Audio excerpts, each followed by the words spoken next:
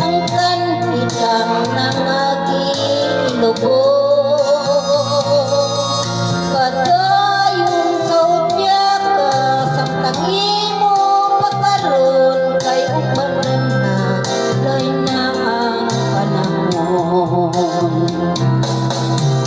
Masakdan ko ikaw na magpupunto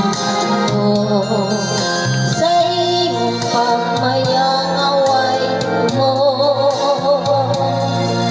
Kalimti kiniluha nga sa hilong Ginoo kay ug madamlag lay na kay sa karon. Apan kini nga may adlaw niya ang tuman mo kalipay sa kalit lang nawala. Basulon mo ang limbong o panumpa kung bagat mahanaw tanan mo pagmaya.